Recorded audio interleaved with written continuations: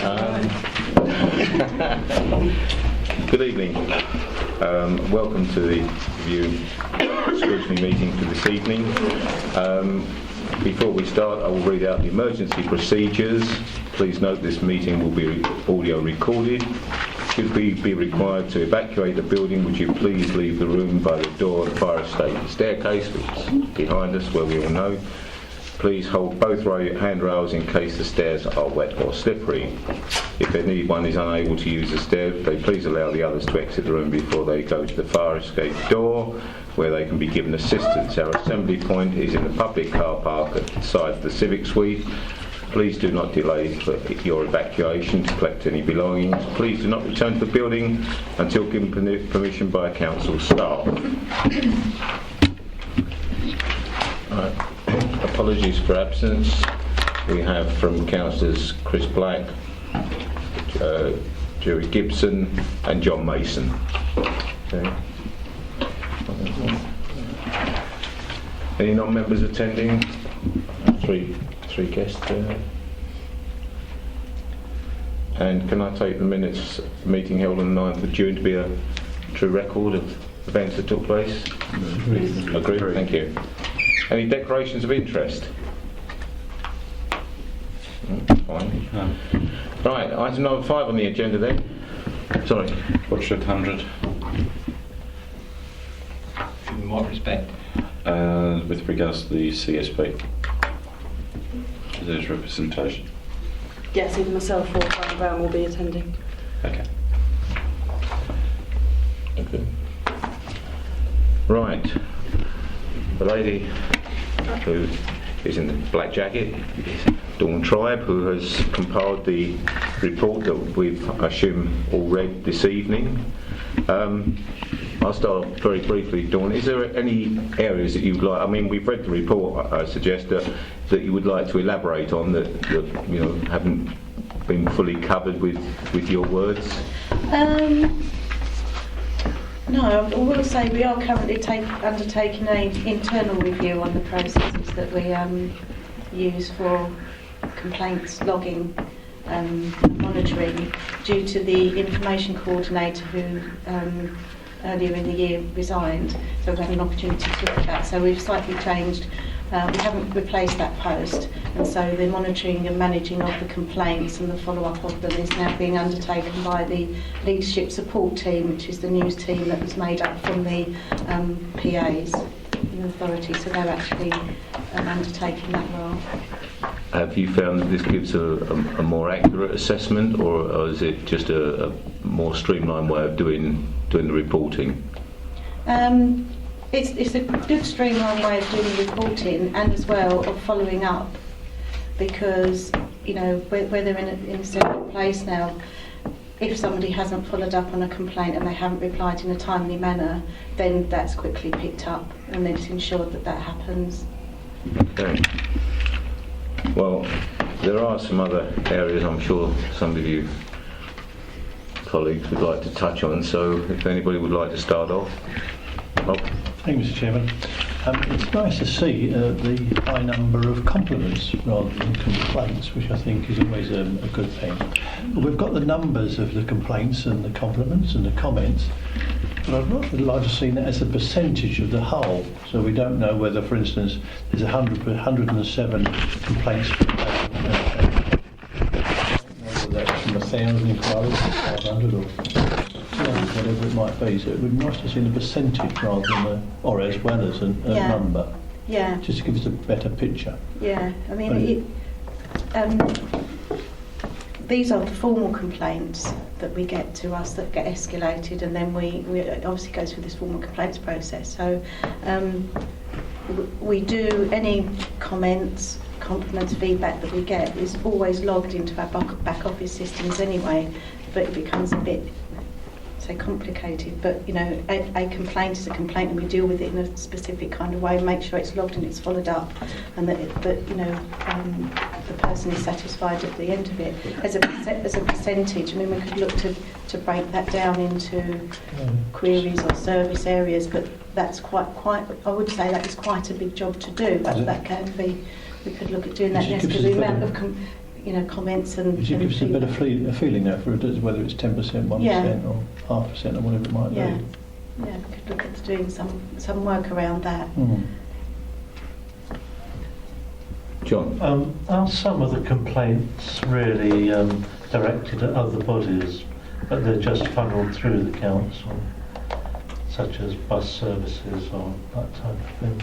We'll always, if it isn't a service that we're providing, again, we will always log it and we'll always try to monitor it, but we would obviously try to find out how they can raise that complaint through the right channels, because we can't control the service that's being provided, so we would always try to put them through the right channels. They'll often get to our customer services department, who will then try and help as much as they can. If it's somebody coming into reception, they should get the same response from us, so we'll try to push them through to, because if they're making a complaint, the thing we want to do is make sure that it gets rectified as quickly as possible. This formal complaint process takes you through an escalation, and all organisations should have a way for somebody to log that complaint. So there's a filtering process? There's a filtering process. Thank you. We will try to do that. Go on, Jack. If I may, tell me if I'm wrong. The reassurance of the public, the residents in general, with the fear of crime, etc., do we measure that? If so, how? How is that fed back? Like, if you've got certain, how do you measure that in terms of high volume areas, low volume? If there is a crime, we've seen things happen, for example, within the town centre in the late nights, lots of rumours go around. I don't see a lot challenging the fear of what's going on. You with me? The Right. reassurance. Yeah, I mean, as I say, this formal complaints procedure will deal with anybody who is going to make a complaint against the failure of the council or a policy that they don't like. Obviously, there's other processes in which to deal with those sorts of things, like missed bins.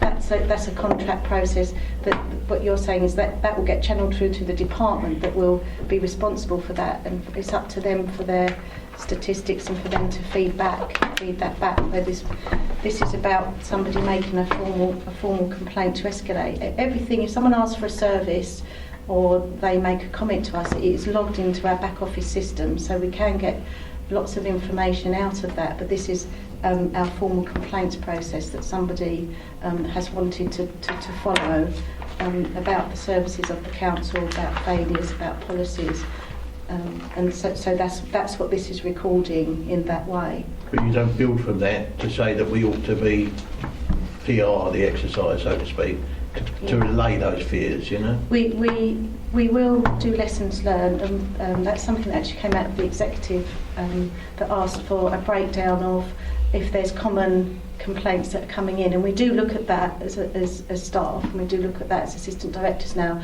We'll be feeding that into our meeting that we'll be having, is to look at where there's common issues that have been coming up and feed that back into the service areas. So it'd be down to the assistant directors to take those back into the service areas and to look at those. So if we've had a lot of complaints about a certain area, it could be crime, it could be that a contract's not performing, we've had a failure in a certain area, then that should be picked up and that should be dealt with by the assistant director. But the person will be contacted individually through this complaints procedure, where it gets escalated up through the authority.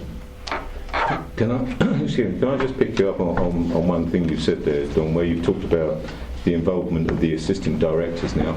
How regularly do they meet to discuss these figures, and do they involve the portfolio holder as well in this, or how does it operate now? So we're just reviewing that process now. So what we aim to do, we used to have what was called a customer access and consultation group meeting that used to involve heads of service, and everyone used to have a representative on that. But we've decided to do it through the assistant directors, and that will be reported through. We haven't quite decided how regularly yet. We meet regularly, we meet every week, so if there's any issues they will be escalated up through the assistant directors, but the quarterly reports come out, so we will be looking at them at least quarterly, if not before then, if there's any issues. So we're going to get the leadership support team to do some of that looking at the lessons learned and taking some of that information out and then highlighting some of that to us so that we're being proactive in looking at it and not just waiting for the report. So they should be able to see if there's any common themes that are coming through, and they should be highlighting that because we're obviously going to be working quite closely with them. Yeah. And this will be fed through to the executive, will it, or to the portfolio That's holder going to initially? be, yes, that's been asked for the next quarter, which will be in October. So. Jamie, you and then... Yep, thank you. Two questions actually, hopefully both quite quick. There's a separate column for racial incident with statistics going back to 2011, of which there have never been any. Is that against council staff? Have I interpreted that right? So is that That would be racial complaints against people at the council being racist, or is it? That would be any. That would be any. And are we obliged to record those separately? Would that not? This. I'm just trying to work out what sort of complaint that involves. Yeah. Good But, I thing, mean, good point this table, as you can see, has been there for quite a while. Yeah. You know, we've been monitoring and managing those sorts of complaints. So at the time that this was done, and excuse me, but I wasn't the one that sort of set this up. It was, we were told what they would like us to look at, what they'd like to monitor, and so that at the time, I'm guessing, was a reason why that was there, and we've just always put that in as a separate column because we've been asked to do that. So I'm not the specific reason why. I'm not sure. And the only other question as well, is there a way that perhaps not necessarily now, but in the future, we could know how these compliments, comments, and complaints are being put into the council? What the most popular method is, whether it's via forms online, picking up the phone and phoning the council, just to, I suppose, really to gauge how proactive the council are in requesting people to make complaints or compliments. Really, I think it'd just be quite interesting to see how people are doing it. Yeah, whether it's a telephone. If it's a case that they're just doing it online, or if they are actually still traditionally they like to pick up the phone and actually speak to somebody. Yeah. Or Yeah. whether they quite like to do it anonymously, just type it out. I think just be quite interesting to see if there's a pattern or Yeah. I if think there's we one keep that is logged, the method and the way that they contact us, but that can go in onto the monitoring Yeah. form. I just think it might be quite interesting to see if it changes over time or Yeah. see what the council are doing. That's it for me, thank you. Leslie? Yeah, very quick one, because I was picking up on the racial incident bit there. On the total complaint categories, 11 of 11, you've got council and government policy in the same column. Complaints against council or government policy. Okay, yeah. They are slightly different, and I just wondered whether we could have those split. I don't know how anybody else feels about that. Because complaints against government policy is different to complaints against our I agree council. with that. Yeah, I mean, that may not be the best wording, so what we'll have a look at, see what those complaints actually are, have a breakdown of what they are, and see, if that is the correct wording there. But we can certainly do a breakdown of what they are and how Yes, they're proposed. if you could, because I think that's a little misleading. And also the other thing is, in 2013-14, there seemed to be quite a rise in in compliments and certainly in complaints. It's dropped back down again. So, was there any reason for that? I believe 13-14 was when we did have some issues with the grounds maintenance contract, and it was the grass verges. There were a number of complaints that we'd received on that, and that was picked up quite. Because there were quite a lot with service error tasks not done, so that would probably cover that. Yeah, it was part of the contract that was at the time being looked at and renewed. Right. Okay. Thank you. Mike? Thank you. I just want to understand a bit more what we're comparing. You said earlier about the complaints. These are complaints where they are escalated. Is that right? These are the formal complaints. This is formal complaints. So if someone phones up and says their bin hasn't been emptied, that's not going to be registered on here. Or is it registered on here? No, it wouldn't be. If it's a missed bin, for Yes. example, that then we do log that as a misbin, but it doesn't get escalated through this because, to be honest, the person at the end of the phone, and lots of those are taken up by the phone, by phone, telephone, through customer services, and we do offer, obviously we offer people that they can go through the formal complaints process. That's what we offer them and tell them what that is. For something like a misbin, we pick it up within 24 hours. And so the person at the, on the phone is 9 times out of 10 satisfied that we're going to do something. We put a service request, so it's logged. Those misbins are logged down, so we do know how many there are. But that becomes part of the contract monitoring. So it's up to obviously the assistant director for that area to be monitoring that as part of the contract and part of the performance of the contract. Another areas could have similar things, which might be fairly low level complaints, which people would not wish to escalate because they would hopefully be dealt with before that time. Yes, that's maybe right. In the next few days, hopefully. If they then phoned back 2 days later and said that we'd failed, Yeah. and we'd failed to do what we said we were going to do, then we would automatically escalate that as a complaint. So therefore, the complaints are escalated. So with the compliments, how are they? Are they every compliment we get then? So could the compliment be that the person has not had their bin collected today, but then they phone up tomorrow and say, "Oh, thank you, well done, you collected my bin today." Would that then be a compliment? I'm trying to get if we're comparing the same thing. That is that we've actually done what we said we're going to do, and I wouldn't class that as an actual compliment of going over and above what what ordinarily what we should be doing. That's part of the service that we're What I'm providing. trying to get at is the complaint has to be escalated to become a complaint. Does the compliment presumably doesn't have to be escalated to become a compliment? No. So when does a compliment become a compliment within these statistics? If it's about an individual person, if it's about an area that's gone over and above, then it does get escalated to the assistant director to say somebody's has got a compliment, and we do like to publish those because that's good.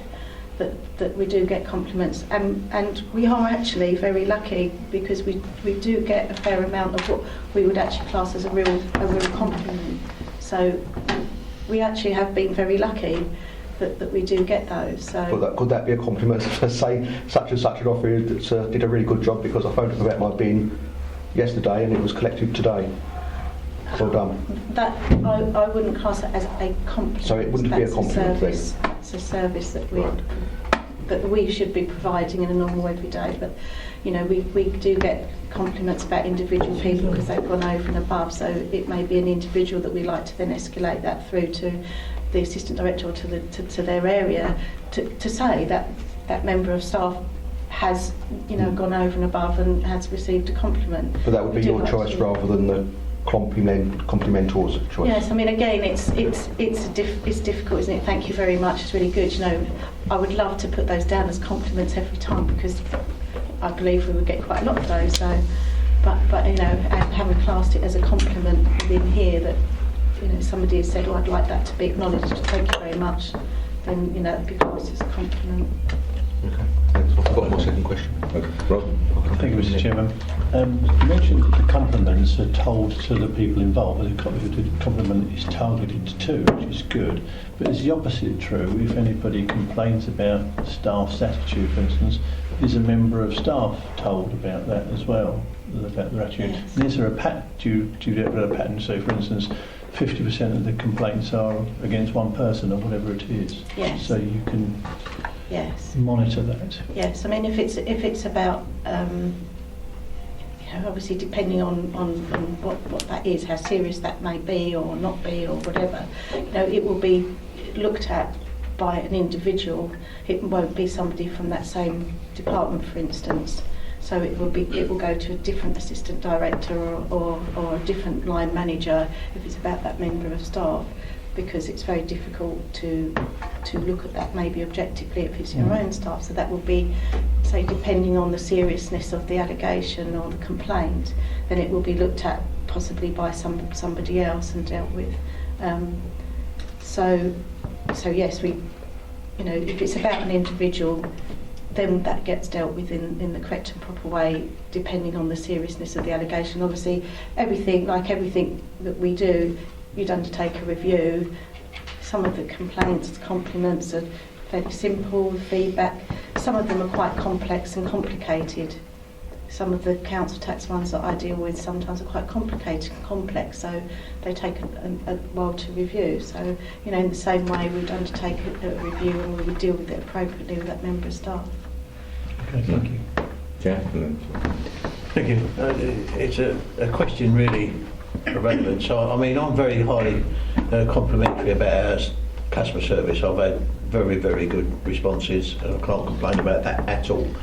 The question I've got really is what is a complaint, not a complaint? I rang up and followed it with an email immediately because simply we're talking about dustbins, just given the circumstances. And they came down, emptied the dustbin. I'm completely okay with my dustbin, but they knocked the lid off of the dustbin, broke the lid. Now it sounds very trivial, but they damaged the lid. They damaged and I had a worry that I had to get another dustbin and so on. So all I did, I simply contacted the office, told them the issue, no problem. I had a really nice girl at the other end. I was followed up back with an email, extremely good service. Within, I don't know when it was, I came home and it was all mended and done and everything else. No one ever came back to me and asked me how I received the service, what my opinion was, or anything. And yet I would have been, from 1 to 10, I would have been a 10. And it seems a lost opportunity. I know it's me, but it would have been a lost opportunity there.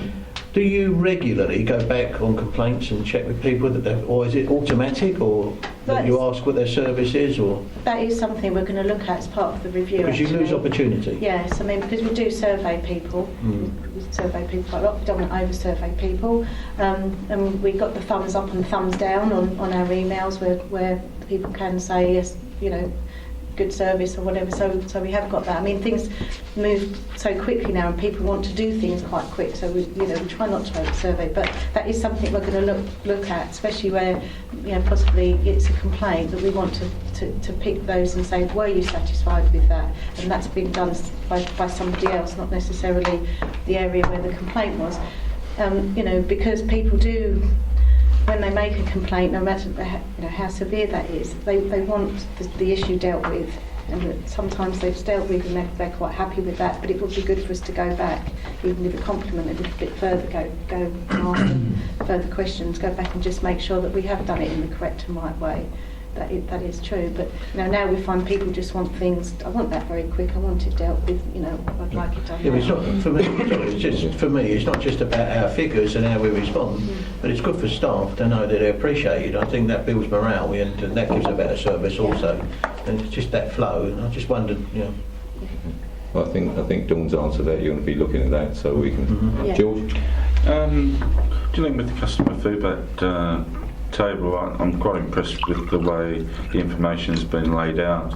I think what I would also like to see is a variance information on the data, because I can see there's increases and decreases looking at the data, but having a variance side would actually make this table a bit more powerful to the naked eye. well, I think if Michelle can make a note of this, and then we can pass it on to Dawn. Yeah. Jamie? On the customer feedback table, the end column is number of days taken to send a full reply. Is that with regards to complaints only? I assumed it was.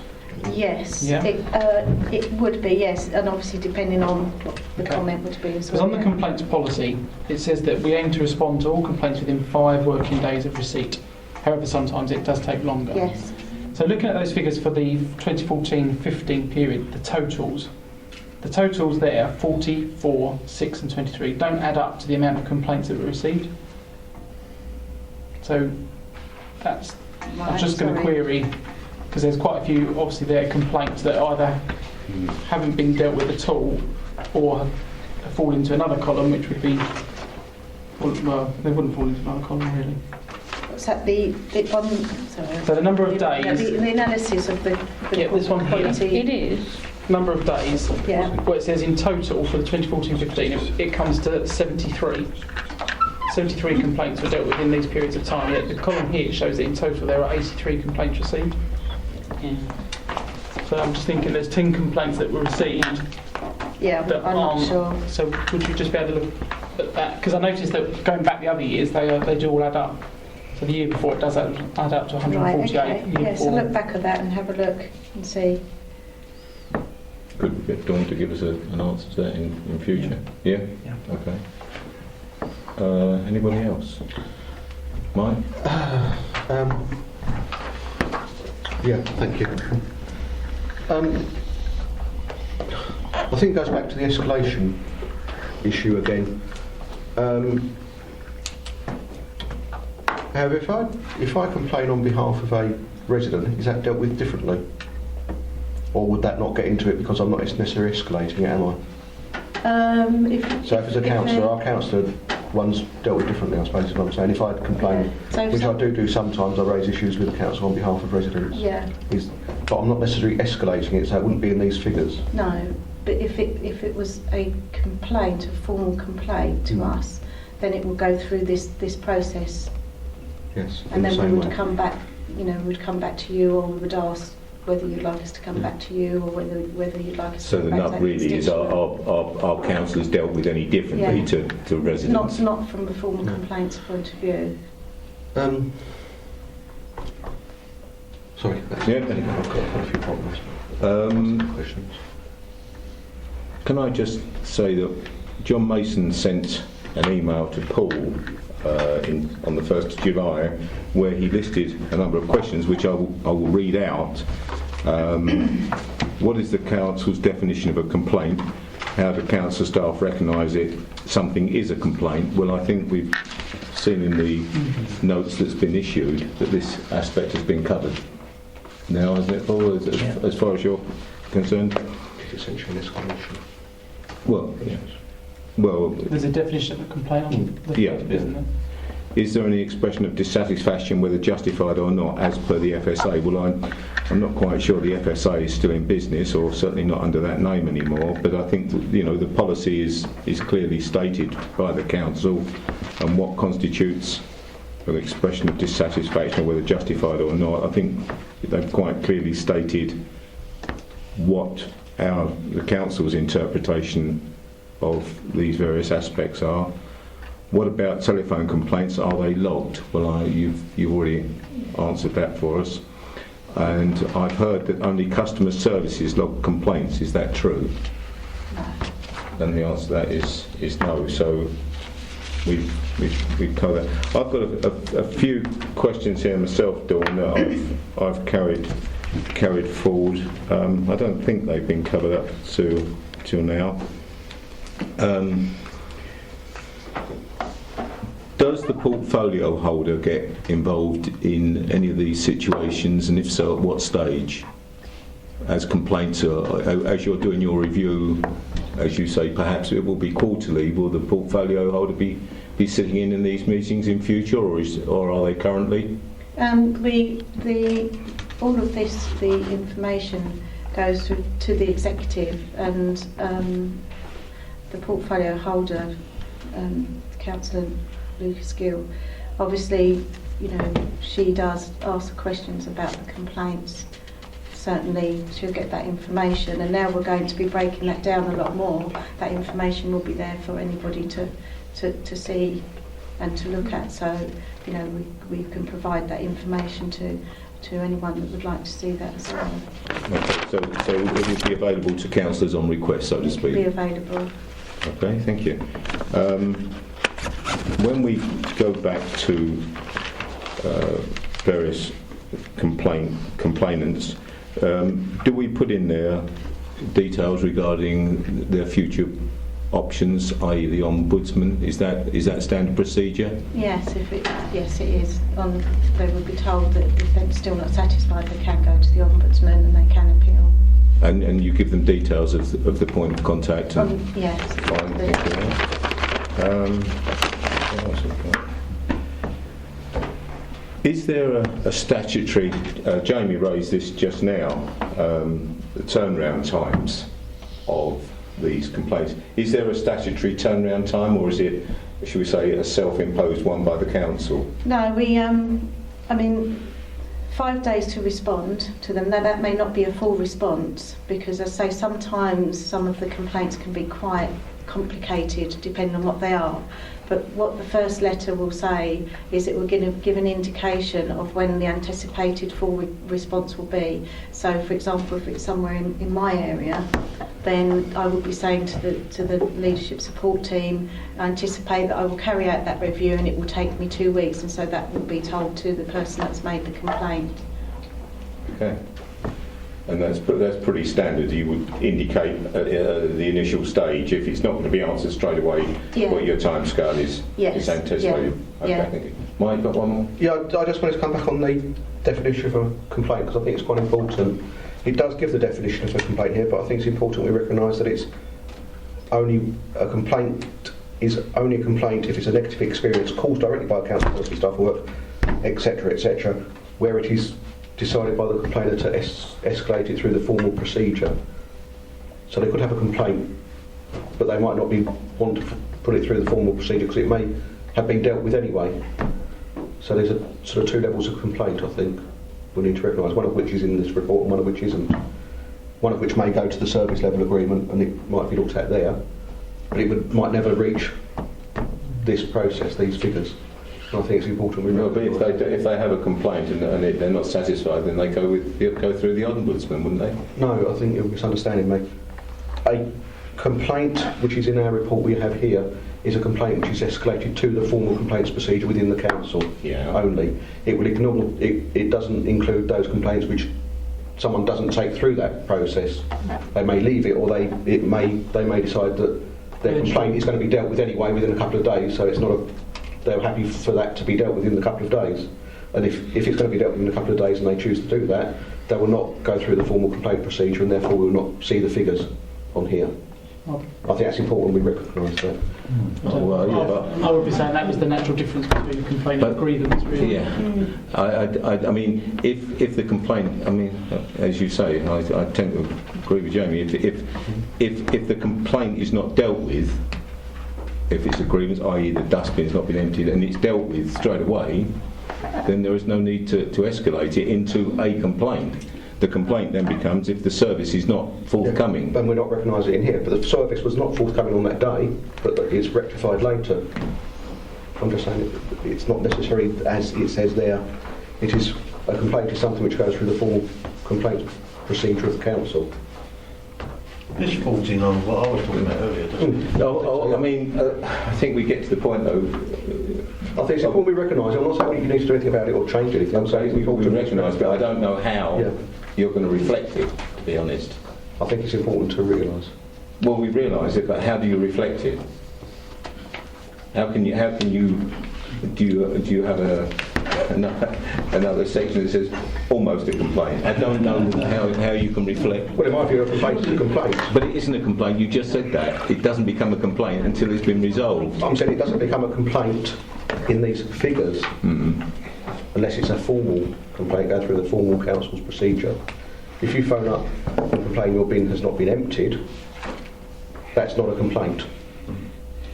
No. Full stop. That's not a Then complaint. that's I believe it is a complaint, but it's not a statistic we recognise. And I'm not saying you want to recognise them. You may want to, you may not. I'm just saying it's important to recognise that in this process and the figures we have, that is not a complaint. Okay.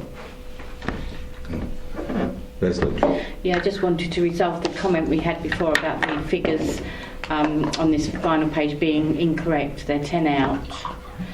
I've found the discrepancy. It's number of days taken to send a full reply. The second column, 6 to 10 days, has been added up incorrectly. There should be 14, not 4, and then it agrees. Thank you very much. So that saves anybody having to look at that. George.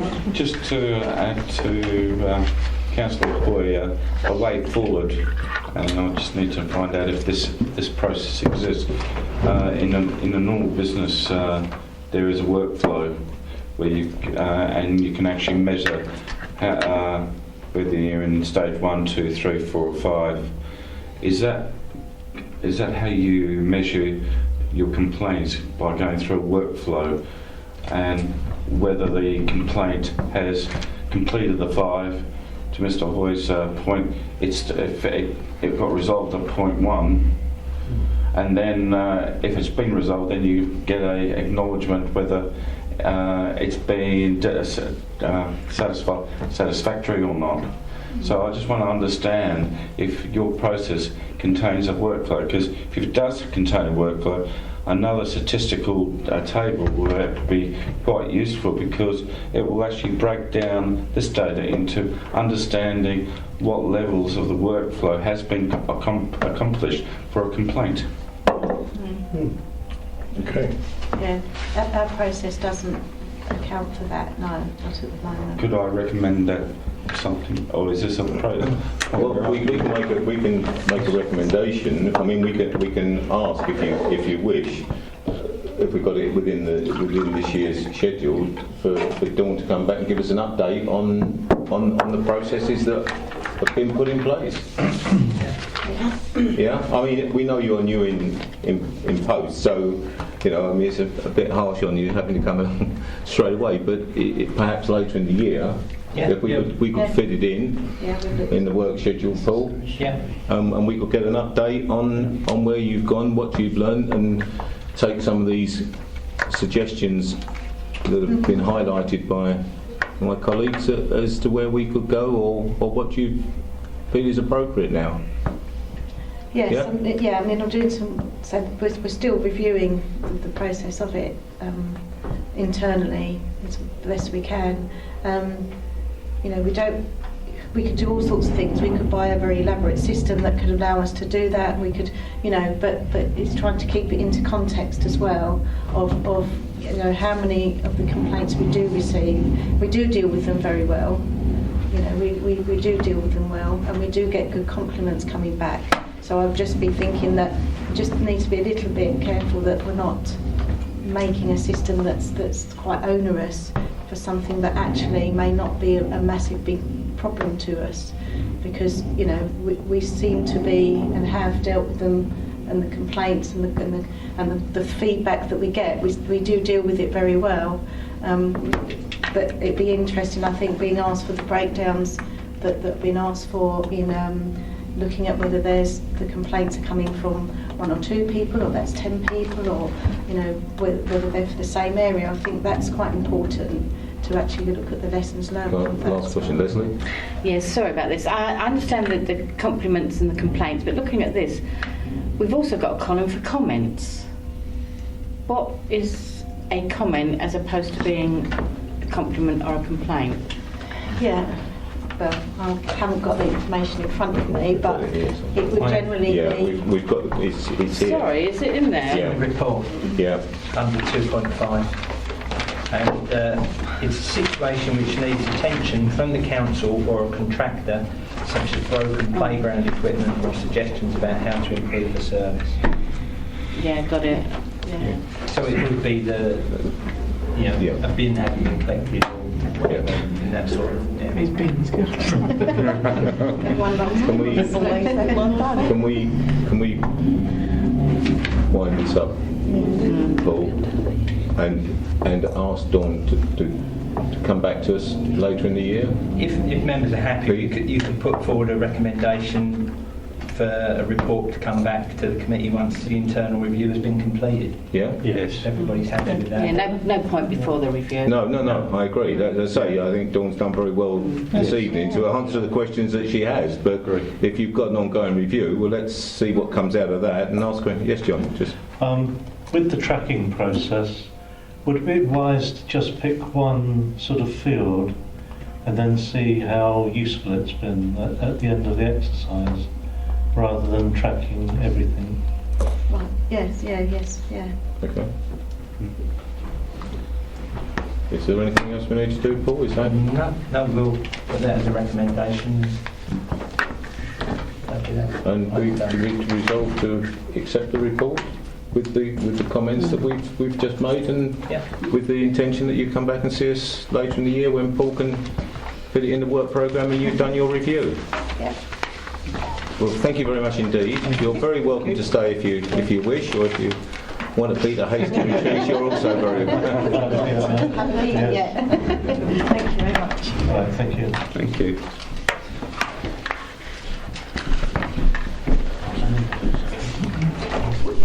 Can we go to the rest here? We can't put it on. Yeah, you're technical man. I don't know how to do it because it's his concern. Oh, what do you do? Well, we've got the air. Yeah, pull out the He's just always a go. It's not just a concern. That's why it might be a bit of Okay, let's move on to Community Safety Partnership. Good evening, ladies. Good evening. Again, I suggest that everybody has read the report. Is there any areas that you would like to draw to our attention, or things that have come to light since the report, or actions that are happening that perhaps you need to elaborate on, that you could show us more than currently is in your reports, or is that it and we'll work from that? I'm in a similar position to Dawn in that we're doing an internal service review of my whole area, which is housing, environmental health, community safety and safeguarding. So this is the report as it stands, but again that's liable to change given the internal service review. So we appreciate we have to do one of these reviews on an annual basis. So in order with the Crime and Disorder Act 1998, so we understand that. But I believe, and I'm guessing, that a number of my colleagues would like to ask some questions on various aspects of this. So who wants to start? No. Go on, Jamie. Just a quick question about. I raised it earlier now. On 3.5. yeah. Talks about performance against the 2014-15 priorities. Now I'm assuming that the priorities for 2014 and 15 and 2015-16 have changed, or have they not? They have, but not massively. So overall, there is an increase, but it doesn't look huge, with the exception of one area, which is the shoplifting, which is quite a large increase in terms of percentage. So using that information and that data, what happens then? Now there's a sign there, or very clearly, that there's an increase in shoplifting crime. We look at those statistics and then initiate some projects around that. Right. When I was Economic Development Manager, I sat on the Retail Action Panel, which involved the large supermarkets across the district, and looked at ways we could reduce it, and they came in with their shoplifting experiences. One of the things that was then funded by various organisations, including Rochester District Council, was the purchasing of the life-size cops, which did have a big impact on the levels of shoplifting. There was a case where one of those was actually shoplifted, but things like that did have a big impact. So it is. We just would look at those crime figures and then create an action plan around that. That's just interesting me, because I was just wondering how it worked, because for me that's quite it new is to look at this. Yeah, this area. it is quite reactive, because obviously you can't predict crime levels. You can't So predict it. yeah, if something like that does happen, we'd work very closely with the police and devise some sort of project or plan to address it. Okay, and the only other question I had on looking at the 2015-16 priorities, antisocial behaviour, is there a definition of what's included in an... I always think that's quite an open bracket of crime. I would say it's a very, very broad remit, but I can see if I can find an actual definition. I just wondered, I mean, some are quite obvious, like when you say burglary, dwelling, private, residential, you would know what that is. Yeah. But with things like antisocial, perhaps just somewhere in the report, if we could just maybe have a... I can say what's outline that. included antisocial, because I think antisocial is such a huge... Yeah, I mean, that could be anything from cars in car parks to noisy neighbours to... I'll make sure there's an inclusion. Just a definition, just literally more for reference really than anything else, that's all. Can I just come in there, Jamie? I thought I'd read this somewhere, and there is a definition of antisocial behaviour. This was in the Essex Police letter of the 22nd of June 2015, which I think was in Members' Bulletin. And they have their definition of ASB in there. Don't know if it would fully comply with all our versions of ASB, but it is there at the bottom of the... To be honest, my question is more really just a personal interest, really, more than anything. Just when I look at antisocial behaviour, I kind of, my mind just thinks, what's included in that? Is that nighttime alcohol crime? Is it noise, pollution, graffiti, that sort of thing? I think it's such a wide definition. It's just vast, but That's how we would treat it if we had an incident of noise pollution or. So although there are only 4 priorities, actually one of those is quite vast. Yeah. Covers quite a large area of crime. Okay, thank you. Jack, do you have something? Well, I was looking at a different document, but I'm interested to know, from a CSP perspective, we talk about all these projects and how we're going to tackle these things, but it appears to me that most of us are steered by the police, and in fact it's a police-run project, if you like. How involved are the police? I mean, I have my own view. I mean, and that's not really relevant, but how involved are the police and how do they steer this? I mean, because when you do look at reports, and general reports, they're always loath to pass on information. It's always too old or they haven't got it. How do you focus and target your projects? I mean, that's the first thing. And of course, if I just go on to that, is your crime prevention. In your initiatives, how do you take on crime prevention, like short store crime, etc.? How do you take this forward in crime prevention? Like, it seems to be a police-led thing, but if you like, managed by the local authority. It seems a sort of strange relationship. It can be a bit of a grey area because there is dual responsibilities at times. I would say that we as community safety team work very closely with the police. We meet with them regularly to discuss any issues that they've got in their statistics. They send us over monthly statistics so that we can review them and then adjust our work streams accordingly. So I would say we work quite closely, and I know Graham, our antisocial behaviour officer, does meet regularly with the antisocial behaviour police officer to discuss cases or actions that are going on. In terms of crime prevention, there are a number of initiatives that the police work on, that we work on them with as well. There's I don't know the official term, but they're anti-cocaine wipes where pub landlords can use them, and if there's any cocaine or traces of cocaine, the wipe actually shows up. So that's actually, if they wipe someone before they go into a facility, and if they've got traces of cocaine, then they're not allowed in. So there are crime prevention things like that. In terms of burglary, there's it's been around since I was at school, when you used to write on your bike your postcode. There are things like that, there are things like that the police are offering within the home that we also publicise as well and offer. So we do work quite closely with the police, but from my perspective, I think we can do a lot more publicity and PR around crime prevention. So that's something that I'll be looking at as part of the internal service review. John, did you have? Just going back to the shoplifting, I mean, these figures are meaningless, aren't they? You could put a couple of figures in front of the figures there. Each individual store has theft every single day, so this is a bit misleading, really. Yeah, and it would be useful to have information about the number of shops, so you can see how many are suffering shoplifting. That's the number of reported. I know. How many actually report it. That's something that we did really work on and encourage people to report. When I was in economic development, we really encouraged businesses to do that, and the levels of reporting did increase, but that's something that we need to continue working on. If people don't report it, then what action can we take? So, Jill? It's going back to the data 3.5. With the community meetings which are held by the police, they issue this booklet which gives us a lot of statistics about shoplifting and a lot of other categories. Is that where you're basing your information from?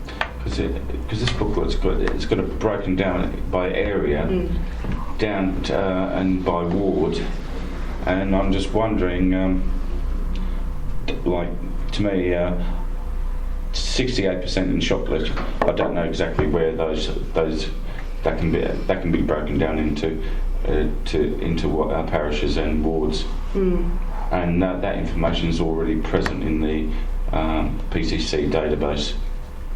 if it'd be useful to send that around, then I'm certainly happy to do so. Because I think that would be very useful. Yeah.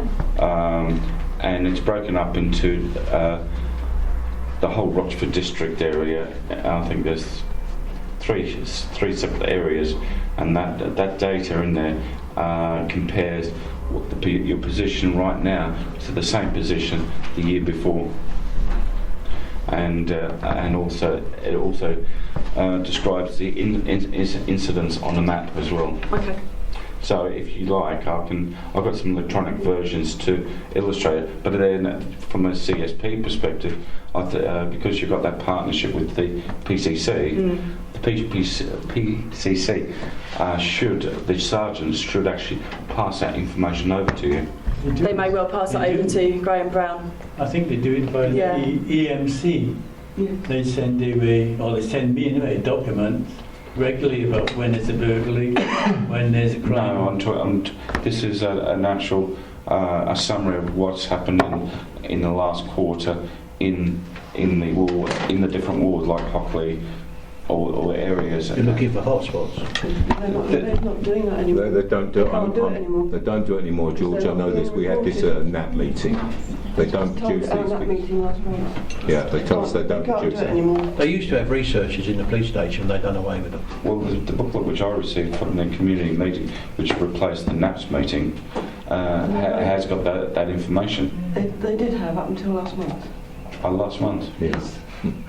They stopped it last month. That's what we were told at a NAP Yes, meeting last month. Oh no, what I'm saying is, in the new meeting, that they've reformatted the booklet, but it's not the same as the NAPS, but it's slightly different with the information. Yeah, well, that's what we used to get at our NAP meeting. Yeah. They can't Perhaps you produce- could they can't see what produce you can anymore. produce, I'll go back Jodie. and clarify with Graham. Yeah, have Yeah. a word and see what is forthcoming. Yeah. What? Go on, Joey. I've got one more question, which I wasn't going to ask, it's only from reading it while we're sitting here. With regards to funding, obviously there's not a lot. Essentially, during every financial year, there's two elements to it, from what I gather. There's the future priorities, for instance, the 2015-2016, and money needs to be spent on those priorities. But then there's also the using data and statistics from the year before and responding to those. For example, the shoplifting initiatives. With that funding, can that only be used on the future initiatives, or can that be used on... So for instance, the funding here we're looking at for the year April to March is 17,000 for Rochford District Council. We've listed our priorities for this year. But then we're looking at the statistics from the previous year in shoplifting, and possibly as a result of those statistics, some money's going to have to be spent on an initiative. Can that, is that 17,000, can that be used for both? Yes. Where the priorities are, they're very similar to the ones that were set the previous year, so a lot of projects will simply continue. Right. But where some of the priorities are quite broad, there is potential to initiate projects around that. So our action plan project titles are quite broad as well, because then that gives the freedom to be reactive. So if there is, for example, an increase in burglary or an increase in domestic violence or an increase in shoplifting, we have got some sort of flexibility over how we spend that money. Oh, So, okay. Thank you. Mike? Yeah, hi, thanks. I've got a couple of questions. I'll keep to the first area to start with, which is probably about partnership working. I understand, again, both of you, both Councillor Lumley and yourself, are new into the role, so I don't expect you to have a full grasp of it yet. However, it's the partnership working I'm interested in. I recognise some of these issues from the youth strategy group, which I sit on, obviously around the youth area, as it were. So, healthy relationships, things like that. How, if you're not aware now, how would you see, or how can you see the CSP working more closely with youth strategy group, for instance? The youth strategy group also get funding. I know I've seen you in the first meeting you attended, and some of it does feed back via the chair, because I assume Councillor Lumley, you sit on the CSP, is that correct as a chair or not? I can't remember how that I works. should be chairing the youth strategy group. Yes, that's but right. you're also on the I haven't yet CSP. been to a meeting. yeah, the next one's in September. Yeah. And you're on the CSP as well, is that Yes. correct? Yes. So that's where the joined up should come from, hopefully. Yes. Have you thought about pooling the grant money to some extent? Is that something you've gone through your mind? It's never happened before. I think it might have been an idea floating around, so that if there was a something that around healthy relationships that the youth strategy group thinks is important and the CSP thinks is important, could they 50-50 fund it, for instance? Is that a possibility to make it something better rather than do it individually, which seems to have happened in the past? I have to admit, that was the first youth strategy group I attended, and it was my first thought, why have two groups working on things that interlink? Can we initiate projects together? So I need to meet with Julie from Essex County Council to look at how we can actually do that. So I've seen the schedule of the funding for youth strategy, Yes.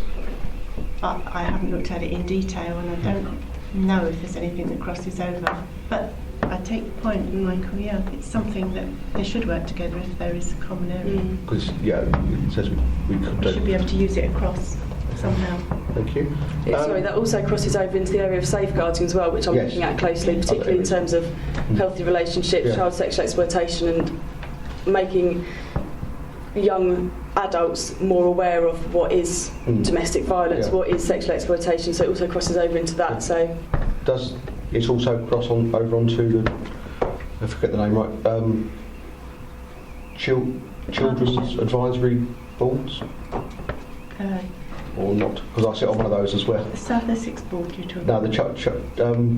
so for instance, Grovewood is the local one. Oh, the where it meets, local delivery group, the children's services. school, the district. Because I'm aware whatever that it's such as a common thing on there which they have looked at or want to look at in the past would be domestic violence, for instance. And I always wonder how these everyone doing things separately, whether or not there could be a little bit more joined up. Yeah, and that's the intention, I believe, from now on, because everyone is looking at domestic abuse in some form and how it might affect different... we recently attended the Essex Children's Safeguarding Board meeting a couple of weeks ago, and that was one of the key things that was addressed at that meeting, how we can work together, and that saw everybody there from local authorities, social workers, health workers, schools, how we can work together, because we're all meeting the same issues, we're all initiating projects, but let's do it together. Okay. And then leading on from that, Paul might help me on this one. At the last review meeting where the CSP came, which would have been at that time, it would have been Councillor McPherson, for instance. There was talk of was it a community hub or the police station? Is that happened? It hasn't happened. The data agreement, it's an information sharing agreement, because obviously a lot of what the police do is very confidential, and a lot of what we do in community safety is very confidential, so we had to have a data sharing agreement which went through a legal process to draw that up and get both parties to agree. That has been agreed. Once that was agreed, we're now going through the vetting process from the police to allow non-police officers to go into the building, which can take up to 3 months. Once that has gone through, then we can locate officers in the building. So it's progressing. And then just one more, which is moving on to a different area. You've got COPE events, which is Community Older Persons Event. I'm no means an expert in this, I just want to understand it a bit more, possibly. Is there a statistics to show that older people are more liable to be burgled, or is it something it's easier to reach them? There's a lot about COPE events here, and there's a little bit about Crucial Crew, which I know Ray Town Council's done, and it says in the report, and they want to go district-wide again, which is young people. Older people have specific events here. I suppose what I'm asking is, how do you measure the effectiveness of those events if they are producing what they're supposed to produce? Are you reaching people, or is it really easy to reach, as the parlance is? I know in the fire service they've stopped doing general events as such because they don't feel they reach the right people, the people who are vulnerable or liable to have fires in that case. So I'm just wondering if the COPE events are reaching the right people. Do they reach the people who have got the safeguards in place already, or are they missing out? Or because do they need to go and visit these people rather than have them come to them? Sorry. Personally, I think the COPE events are working very well for how they're set up and who they're intended to reach. Whether they get to a point where they overreach those same people is a different issue, because they are being held in different venues each time. The invited people are from different residences, either from their own or from sheltered accommodation. There is always a limit to how many people can attend, depending on the size of the venue. The occasion is usually food-wise funded by someone else, usually one of the local stores. The process of the event, I don't know if you've ever been to one, is one of sort of the people, the invited people sit around their own table, and those that are there presenting the various safety initiatives are moving around every 15-20 minutes. So they're very specifically directed, I don't know, 8-10 different presenters from all aspects, from the fire service and police, from social workers, health, various aspects of safety. It's not just about crime. But yes, I mean, there is an issue about where do we go with that, and how do we reach more people that probably are in more need than some of those who do attend. But we haven't got to that point yet. No, that will come out as part of the service review. Well, thank you. That was it. Okay. You're welcome. Jack? Thank you. I went to a COPE event in Wakefield a little while ago with Helen, and it was absolutely amazing. It was really good. I thought it was excellent. I know, I've been to several. Yeah, no, I'm just really complimenting it, really. No, the question I want to ask was, we get funding from the PCC, right, for all these initiatives, but they seem to be police-led. That's the impression I get. They seem to be orientated around the police, you know. What I'm interested to know is how the money is managed on terms, like who are the steering group, who or how is it decided on what initiatives and how much to each initiative is actually allocated? How is this all formulated? We set our priorities that are generally in line with our district statistics and those set by the PCC. PCC agree those and give us our funding. We then set out an action plan which details projects and initiatives that we're running, how much we're spending on each and how they meet those priorities. That's then sent to the PCC for agreement. So we set out what we want to do and how we want to spend the money, and then they agree it, and then at the end of each year we have to go back with our action plan. This is what we did, this is the impact that it had, this is how we measured it, this is how we spent the money. So they actually get evidence that we've spent the money in the correct way and we've actually made a difference with what we've done. So our community safety, if you like, environment is controlled by how the PCC sees it, not how the public sees it. We've got very much flexibility over the projects that we run, as long as we can prove that they're meeting our priorities. So, can I just ask a few questions on this funding issue? We're in partnership with Castle Point. They have a bigger percentage of the joint pot than we have. How is this calculated? And if issues change during the current year for circumstances beyond Rochester District Council's control or Castle Point, i.e. the issues that are now currently affecting Rayleigh, is there any way that some of these monies can be restructured into different projects? okay.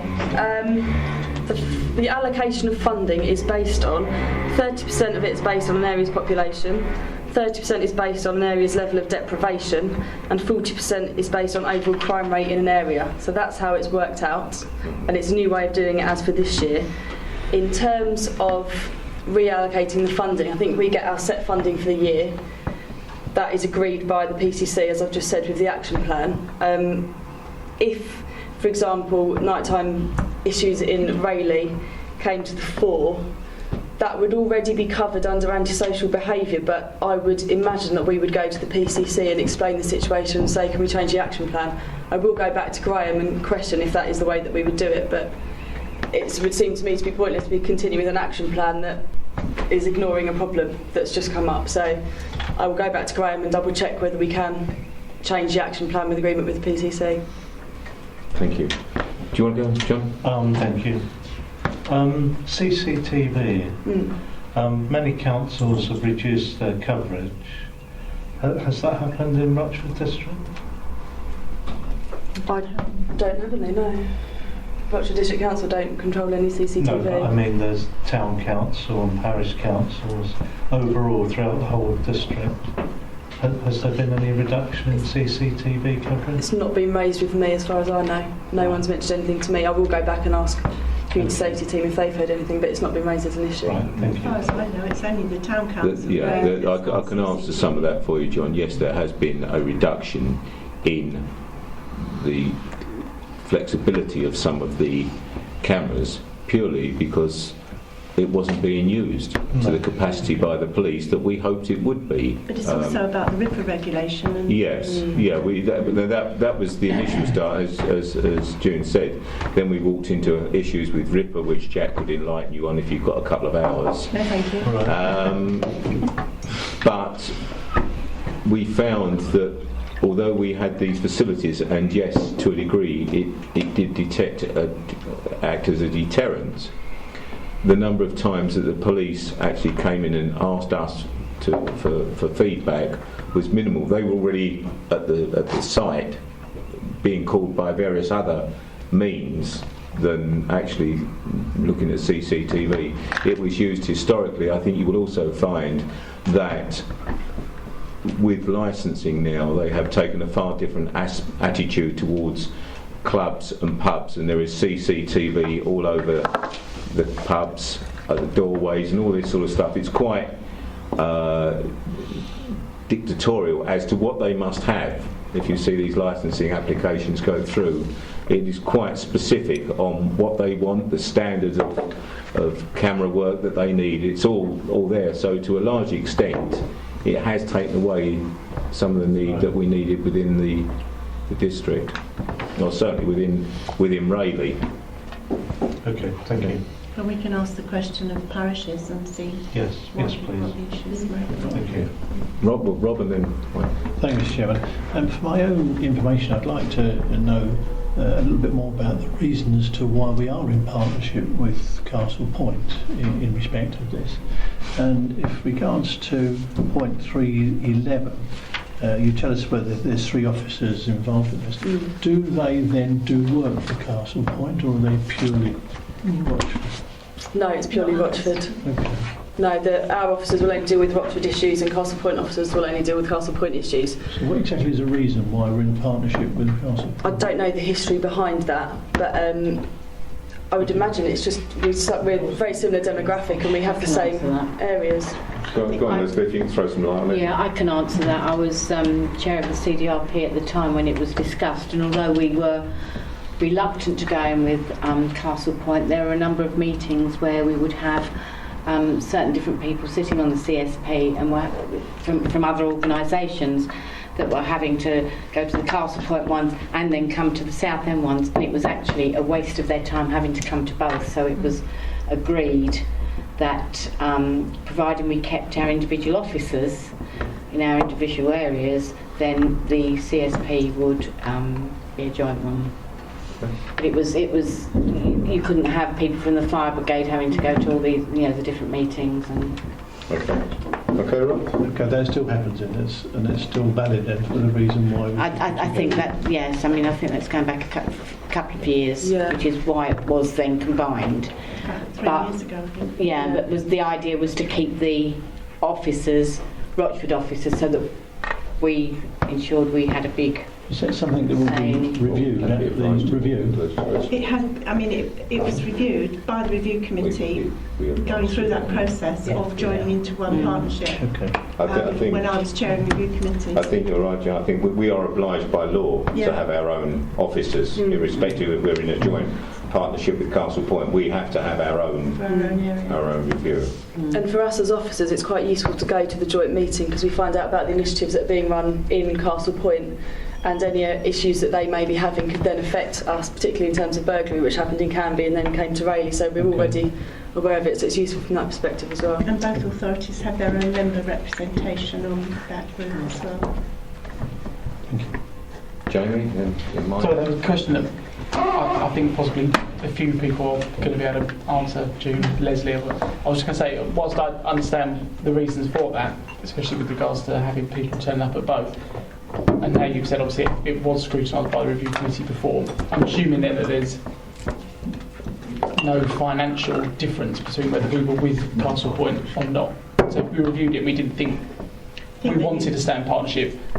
I take it our funding of 14,000 would be the same irrespective of whether we were or Because I not. think there used to be a larger pot of funds for grammar disorder, didn't there? Yeah. And that got reduced over the years. And that's another reason for Okay. joining together. Mike? Yeah, thank you, Jim.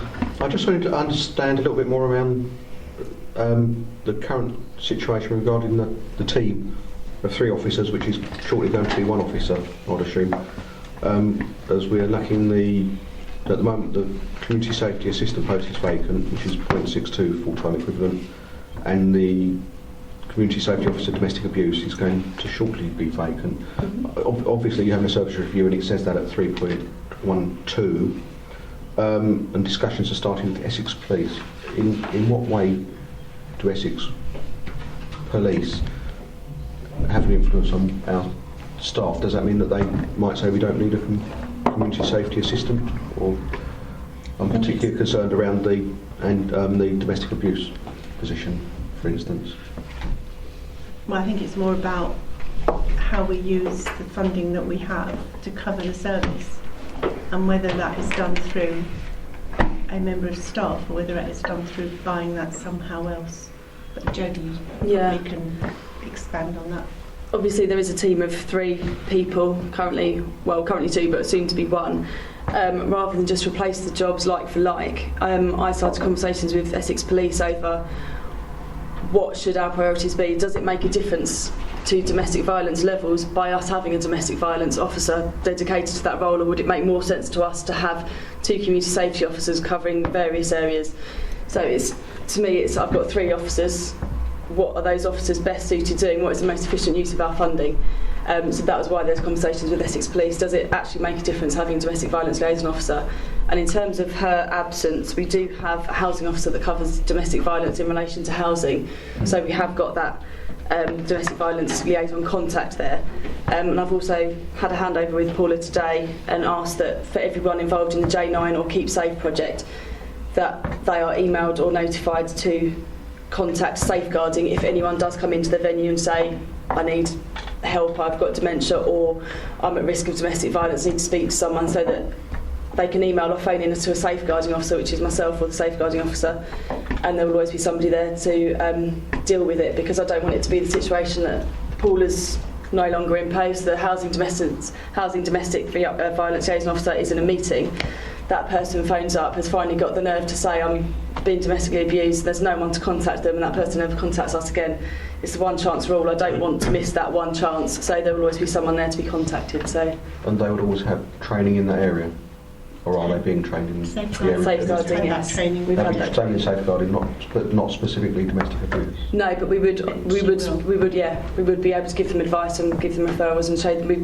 We would then refer them to the Basildon Domestic Violence Outreach Centre, who are obviously trained in that and can offer advice or somewhere to go. That's a new post, isn't it? Yeah, that's a new post, safeguarding officer. Okay. Jay? Thank you. I wasn't going to ask, I was just going to make a comment on that, but I've got a question. On domestic violence, I think it's hugely, because having a specific point of contact officer is essential, because sometimes in domestic violence, from my own experiences, it comes up as a very minor little crack, and it's only that one opportunity, and they're very vulnerable people that are involved, so I think it's probably the most important thing that we could ever do. Anyway, I'll compliment you on that. But the thing is that what I was going to ask, as it was mentioned earlier, was about the Essex messaging system. Our involvement in that, because and how we measure it, because I'm on there, same as yourself. I'm on there, and I know quite a lot of what goes on in this area from other means, and they don't reflect on the messages I get. So my question really about that is how efficient and how do we monitor it? How can we ensure that system is really effective and doing what it's supposed to do? I mean, a neighbour and I'm like 2 doors away got broken into. Now I know that, but there was never a message about it. There was a suspect, no message on it. So what I'm saying is that, it's about effectiveness and how we input, and it's a question more than anything, if it could be looked at. Yeah, no, definitely, I'll take that away. Yeah. Okay, ladies and gentlemen, if there's no more questions, Paul has got a provisional date for the CPS to come back and visit us again later in the year, subject to the work requirements.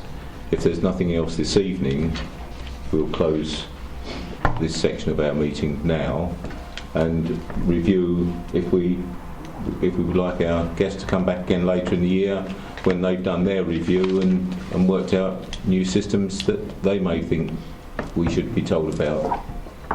Yeah. I'll leave you, Paul, to liaise with June and Jodie and take it from there. Thank you very much indeed. Thank you. Early bath there, is it? No. There's plenty more, Jack. Plenty more.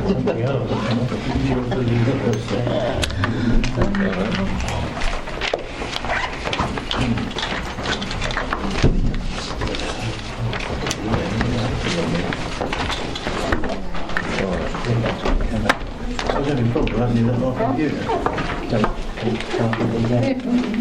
Oh, do you want me to pass them in or something? That'd be easier.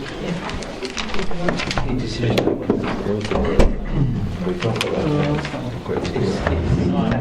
been able to have my computer. Don't know why. Seen this. I was looking at that. Some of that Just messaged AC Wilson. Does exist on the Oh, right. Here it is there. That's not what we were told. I don't recognise them. Oh, really? No, I just he said I'd texted BC Mitchell. Must be in there somewhere, and I've read it. I'll print everything. Oh, do you? Yeah, Which is but still got Oh, yeah. Is she just doing it in her area? No, it's two documents. this area Put it in here. the top notes. I'm going to find Is this weeks later. where are we? Rochford, Hawkwood North, Hawkwood South, Ashton, Canoonan and Stanbridge. I've got it on email, so something. Yeah. Well, we'll have to see what's going on with it. I'm slightly confused. I've got May and June. So I'm getting a bit confused. So we. I feel like That's why I was. paper. Well, we'll have to ask the question again, but that wasn't what we were told at the last NAT meeting. The community meeting, which No board action panel, I mean, whatever you want to call it. yeah, whatever they call it. Yeah. So I think the next meeting. Where am I at? Anyway, thanks for that, George. That's We'll have to, Confusion. should we wait for Brian to come back? No? Crack on, right. Right, ladies and gentlemen, the key decision document. Item 115, I think we've discussed this, or made our feelings known and felt at the last meeting about commercial charging for car parks. And also, I think at the same time, we made our views or waiting a subsequent report on the social housing allocation scheme. And we did that at the last meeting. The other two areas at this stage, I think we're just waiting for this information to come forward. I don't think we've heard anything, have we, Paul? The home strategy, the date has moved. It was originally June, it's now going to be September, and that's because there's this service review that Jodie mentioned, taking into account housing, community and everything else. So after that, there'll be a review of the home strategy. Okay. Anything to add on to 715 at all, Paul, the charges? No, I expected that report to have come out by now, but it's obviously been delayed. It's the same documents as I mentioned last month, with just allocation plan, hockey area action plan, etc. And it's just really the charge for printing those. Okay. And going on to 815, with regard to the waste local plan, Paul has done some research on our behalf and can highlight two potential sites that have been, I've got what's the wording here? A search area encompasses a particular area within which a suitable waste management facility could be delivered as opposed to a direct site allocation that represents the exact outline of where the facility is considered to be suitable. The process of identifying the areas of search has been focused on employment land within industrial estates across the plan area. It then goes on, the intention of these areas of search to act as a guide for waste operators seeking to develop the site within the plan area. Should waste development be proposed, site allocations not come forward, applications made within these areas of search will still be required, a full planning application which would need to contain precise details of the proposal. That is in a non-technical summary that Paul has discovered for us. Thank you very much. The two areas that have been mentioned in this district are Aviation Way Industrial Estate and Michelin's Farm. But of course, I think we're all pretty much aware that nobody quite knows what's going to happen with Michelin's Farm. But there we are. Thank you for that, Paul. It's there if anybody wants to read it. And that's available publicly on the county website. It's not a P&C document or anything like that. It's out for consultation at the current time. And any member of the public can log on and put their comments in. I just asked, is this for a sort of Smurf type situation, or is it for a recycling yard like we've got down? When you say the size, what does it consist of? I don't really clarify that. When I spoke to planning, they were going on about non-dust enclosed waste facilities. If you need any more details, you'll need to speak to Natalie Hayward in planning, and she's quite happy to. Only because I do the waste management. Yeah. But Natalie Hayward will be able to give you full details if you've got any queries. But we, as a district council, we have to put in our response to the consultation by 30th of July. John. Does that encompass Southend Borough Council as well? Their waste disposal site? The strategy document does, but those two sites aren't anything to do with Southend. They've got their own. They could have found a bit more sensible, couldn't they? Aviation Way and Sutton Road, they're relatively close to each other, aren't they? Yeah, but they're in different boundaries. I know that. Yeah. That's the long and the short of it. I mean, Southend have got their own sites listed on that document. Because these are managed by Essex. Yes, I realise that. Yeah. But they'd still be geographically quite close to each other. But they cannot operate. Yeah. But You can't use Sutton Road. hang on, can we have just a one? But we've already had this conversation whereby people in the east of the district can move 5 miles to a recycling site in Southend, as opposed to coming to Raleigh, which is a 26-mile round trip. Yeah, So I appreciate that. we're making you aware of what is currently the situation. Where we go from here, I don't think anybody knows at this stage. But the thing about Aviation Way, it's more centrally based about the district, isn't it? As opposed to Michelin's Farm, which is going to be right over the other side. Well, I think you're looking, that's probably the most suitable site in the east of the district, Yes. as opposed to Michelin's Farm, which is for the west of the district. Anything else, Mike? Got anything to add, Mike? Or? Yeah, that's good. But as I say, it's there, the information is available if you want to go into it any further. We'll go on. Paul, do you want to just run through the work programmes? Yeah. If we've got any... The work plan. Okay. The next meeting will be on the 8th of September, and we've lined up some health experts for you, and they're going to deal with the changes that have been made due to the Social Care Act. We have Head of Commissioning, Essex County Council Public Health, the County Head of Commissioning for Vulnerable People, and then we've got the Accountable Officer of the Castle Point and Rochford CCG to come along, and the Chairman of the Castle Point and Rochford Health and Wellbeing Board, which is Terry Cutmore. don't know. I was going to ask. Sounds good.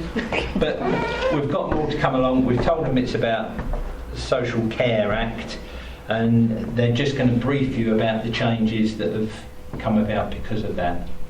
I'm going to open it up to other members, and we're going to hold the meeting down in the chamber, because I think this one there will be a lot of interest from other members.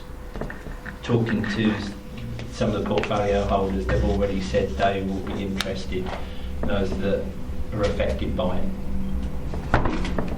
Do we need anything else on that evening, or will that take it? No, I think that will take everything. I don't think you'll get anything else at that meeting, I'm afraid. Do we need to do any planning for it? In terms of getting the most out of that number of people coming? I'm hoping that I will have copies of their presentations before the meeting that I'll be able to let you all have, so you'll be able to look at those and come up with any questions you want answered. Similar to what we've done here, Mike, where you get a report and then you can read it and then ask them to elaborate on any specific points or generate any questions. Okay. 6th of October I've got RIPA penciled in, and hopefully we'll have the report for that at the time. Next week... We need more than that. Oh yeah, we'll need more than that, but yeah, okay. I'm sure there's going to be a few other bits that will cover it. 6th of October, Yeah.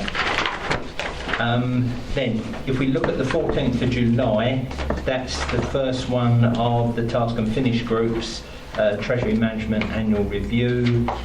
Those that put their names down, George, Jamie. Did I? Yeah, Robin. And Jerry. So that's next Tuesday. Shall we step down? Okay. Now, additional work items to be considered and programmed in at a later stage. After talking to the Chairman and Vice Chairman, I've already circulated to you various reports about planning enforcement, and as I said in that email, I'll be looking for volunteers to form a project team for that one. Jack? I've got one. Yeah. Is there anybody else that wants to do that one? Yeah, what was it again? Planning enforcement. Move the A boards. I've already... Interesting. How The evening meeting, so... Yeah, I'm just thinking, I forgot that I was on the Treasury Management one, and I'm wondering if that... Yeah, do they clash? No, they won't clash. No, they won't clash.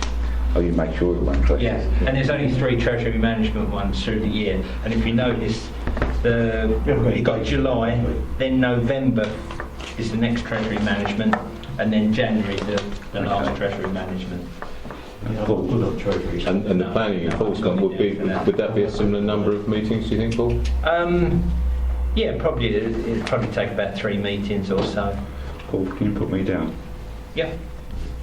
But they won't clash with... No, that's fine. No, I'll trust Paul. I'll make sure they're all separate. Well, we haven't got any dates for that yet, can we? No, I'll, once I know who's willing to do it, I will then start arranging. Well, Jerry may want to do it as chairman, might he? But we'll leave one space at the moment and to be filled. Yeah. Yeah? Yeah, that's fine. Okay. Right. The budget process and consultation. I think there's the MTFS report which actually lists down the budget process and various bits relating to that's went out to you today. Yeah. I should point out that it said that estimates would come to review committee in December. It won't. It will come in February, like last year. That was a mistake, and I've already pointed it out to them. Okay. If there is anything else on the budget process you want to review, now's the time to mention it. Well, I don't know if it fits in with that. I've always had an issue. I was speaking to Keith at the time, when he was dealing with open spaces there, was a budget put towards open spaces, i.e. parks and recreation. Would that fit into what you're talking about there? No. There you No, go. I because told you I'd put the money, didn't that's I? a specific budget. Right. This is about the actual process and consultation. Okay. You know, if you've got a specific budget you've got an issue with, that should be dealt with at member away days. Okay. Right. So if there is nothing on that one, then I'll cross it off if everybody's happy. Okay. Planning conditions and scheme of delegation. If I can link that up with the planning protocol and building control, as you'll be aware, we're currently we've advertised and will shortly be interviewing for an assistant director planning. And what I would propose is to let that officer get appointed and then arrange for him to possibly come to the October or November meeting to discuss those three topics. Yeah, definitely. And from that, possibly other reviews will come out of it. But to start with, to get their feelings about those three areas. So you're combining A, I'm B combining and E. I'm combining C, E and G. C.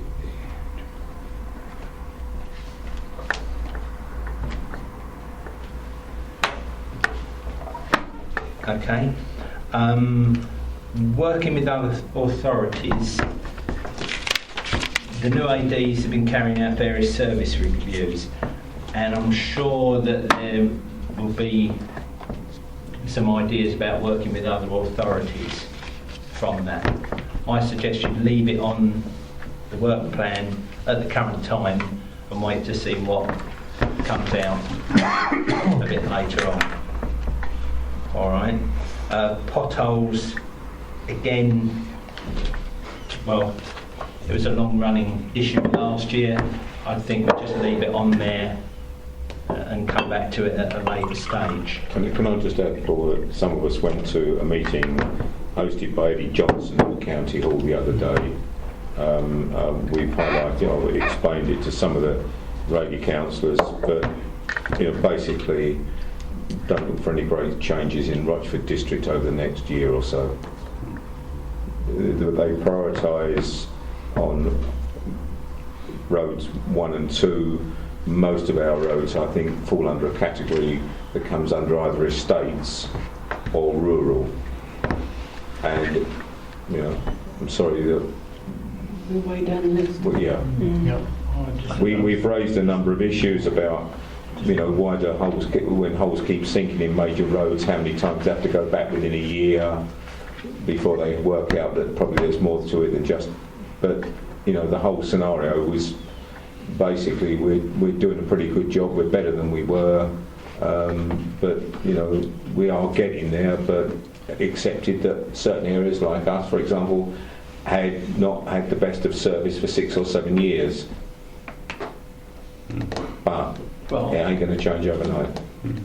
I disagree. I think the amount of road works around our area is greatly increased. I talk of Hockley, obviously, and that sort of area, and I think I personally believe it's going great. That's my view of it. I've never seen so much work being done in our area.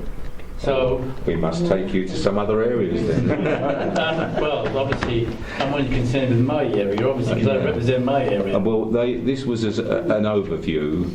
Well, there was probably 50 councillors there across the whole of the county, and by and large, most of them were saying pretty much the same as us. But they told you the priorities, they told you how it would work, and that yes, they are aware of these other areas, and they will get to them. But not in the short It's term. obviously down to Brian's county councillor. Yeah. Paul, could I? Of course. Is this the appropriate time to suggest another item to be added to this list? Or not? Can we get to the end of this? Yeah. And then you can add another one. Okay. Okay. Homelessness and the council's housing strategy, again I'll go back to the service review that's been mentioned by Jodie.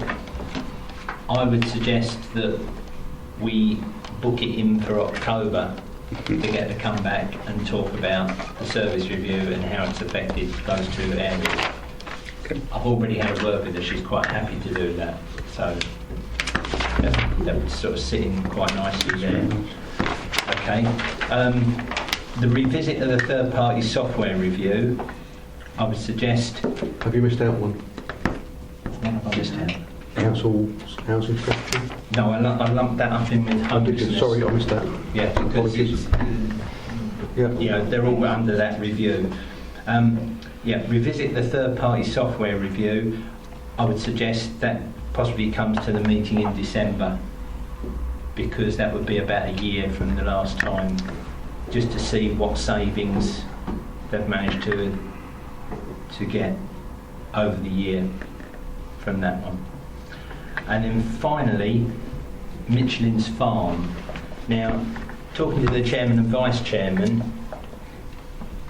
we think that possibly should be done as a whole committee, and we arrange for the various people to come to various committee meetings, and I'll arrange extra committee meetings if needed to go through it. Could we use this screen to emphasise like pictures of Michelin Farm too? Because obviously not everybody's familiar to that extent with Michelin Farm, and we have a great asset there which could help all of us. I mean that's those meetings. Yeah, we can use that. That's not a problem. Does Michelin's Farm being put forward as one of the preferred waste areas have an effect on this? Should we be looking at it? I think we've got what we can look at. I think, as Paul highlighted, is historically what went on. Absolutely.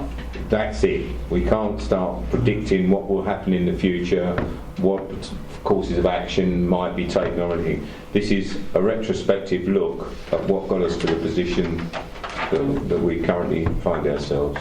If you go into what you'd like to do with it and various actions, it becomes P&C, because otherwise you're tying your hands somewhat by letting everybody know what. I know. Originally, I was the one who sort of put forward Michelin's Farm because I feel that as a council we've got quite a lot to learn from what happened there and what didn't happen there. Yeah. And I think that is very useful for the residents as well to I think we need, when we talked about this, as Paul's just said, we need to be quite specific. This is a retrospective historical view of what happened and why we've ended up where we have. But as he said, we can't go anticipating what will happen in the future. Yeah, I just wondered whether the fact that it had been put forward as a preferred option, whether it's going to affect we would be doing that. So now we come on to John. John, hang on a second. John, yes, John. Just quickly about Michelin's Farm. I think they're thinking about altering the road layout, aren't they? On the A1, 2, 4, 5. I don't know if any of the land will be purchased compulsory. We can't. That's future. That's future. Yeah. That's what we're saying. It's quite specific. Yeah. What's happened up till now. And the fact that the railway line stopped because of the smoke. Yeah, it was what led up to the fire and how it's dealt with. That's it. End. Right. Highways. Because I've been sort of cornered by a lot of residents with regards to reviewing the speed limits within the district, because they said that it's inconsistent. And I'm just wondering if that something which we can actually review and take on board. It's county council, isn't it? County council. I'll say I think it's county, as Mike said. Yeah. But Paul's track record of trying to get somebody from highways, from county, is as zero. They might actually talk Could about I that. suggest, if you want something from county, I might suggest Councillor Howard, Ray Howard. Yeah. He comes to local highway panels and he's quite willing to come to meetings. He's the deputy, The reason cabinet member. I'm saying that It is, might be worthwhile. yeah. Okay, yeah. The I mean, reason- Rather than highway speed officer. limits, yeah, he's probably more willing to talk about Yeah. And he's willing to move traffic lights as well. that. The reason I'm saying that, I was dealing with an officer, and Matthew Valentine has moved on. I don't know who's. Oh, yeah, I won't tell you who's replaced him. No, and it's very confusing. It is a complex issue. I remember the name. And obviously, Greg Speller. That's it. very complex. Greg. Speller. Greg Speller. Yeah. I've got his email. Jamie, go on. Two things, just quickly. Firstly, Paul, on the planning enforcement sub-thingy, I'm happy to go on that one. Just have a look, 'cause I was quite interested. I think I can fit that in. And secondly, I know I'm going to re-emphasise it because I did raise it the last one about NEETs. And then following that last meeting, you sent an email around to all members. Did anybody come back to you? No. No. Because I still think it's something that we should be looking at. And I see that more, if I'm brutally honest, more as a priority at the moment than things like speed limits. Could I Obviously, say something on the that? fact that nobody has Is that worth getting a report from the chair of the youth strategy group? Because that obviously deals with needs to some extent. Would that be a starting point? Certainly, yeah. I mean, if we've got someone along to talk about it to start with. Which would be presumably Jodie's Bridge and Councillor Lumley again. Ah. At the moment, We've actually, I'm dealing closely with Mark Aldos in RDC. We received a grant funding from the Lindsay Whitehouse, and to actually support use. And part of the money is there to provide like an MVQ. We used to want to go into some management within fishing, but that's starting in a couple of months' time. So, but there's a partnership. There's a partnership with the PCC, RDC. Which is Mark Aldos. Yeah, I think. I mean, when I originally raised it, I think it wasn't so much anything specific like that. It was literally looking at the council and how we are prepared to do. Because I think a lot of young people, in fact, I know lots of young people are guided to contact people like the council and Citizens Advice Bureau. You know, when they're struggling and they don't quite know what they want to do, where they can go. Schools. And other people kind of go to them, oh, contact the council and they'll help you. And I'm thinking, well, actually, I don't actually have the council are the best place to do that. We get it in our school. We have connections within the school come in and talk to the children where they're going and what they're doing and that, and apprenticeships and things like that. I just kind of think the council could act like more of a central point, a bit more assistance towards them. Declare an interest here. I'm a connections worker. Can I just ask a question? Are the council the best people to do this? No. No. I'm also a degree qualified careers advisor as well, and we do go into the schools. And I work for Southend Council, but we have been brought in by a number of Essex schools because Essex Connections were disbanded. Yeah. So we go into certainly the schools we're in: King Edmunds, Greenswood, Swain, and Fitz. So we're in all our Rochford schools as careers advisors. They're the people, because schools are responsible for their needs. Now, with the change in the law, they're now actually, the school should be tracking and they should be responsible to know where their young people at 16 have gone to, because they should be in educational training till the age of 18. But you try and enforce that. So the only recourse that people have is the fact that family, their benefits are reduced. But there is telephone contact. There is still a team in Essex that people can contact, and there are still people that can help. And the Rochford District Schools Partnership Trust and the children's team as well. That they're able to do things for young people. But all the senior schools have connections workers from our team in Southend. Yeah, some in Basildon, but we have. We actually go as far as Basildon as well. Yeah. Which school are you? Oh, De La Salle. Yeah, we're in De La Salle. Yeah. I mean, she comes in regular, to see our children. Yeah, Anna? No, it's Catherine. Catherine, yeah. But I mean, what happened is Connections just disbanded in Essex. We in Southend, for how long, goodness knows how long, we retained the team, got all the team even higher qualified than anywhere probably in the country, and then sold our services to Essex. So Essex, instead of having their own team, have just brought us in. So, Jamie, does this... I'm disappointed. I think, we've got one of our local councils, Braintree District Council, whose committee are doing a similar thing and winning awards for it. So I think for us to sit here and kind of go, no, we're not the best people to do it. Are we offering any apprenticeships for young people? I don't think we are we?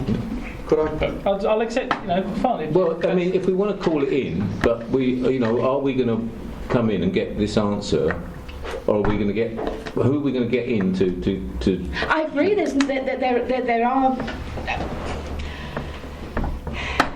There are too many. There's not enough work being done with young people. I totally agree. But they're the people that are doing the information and advice within schools and the help, and they're the people that will do it in schools. But there isn't. You're quite right.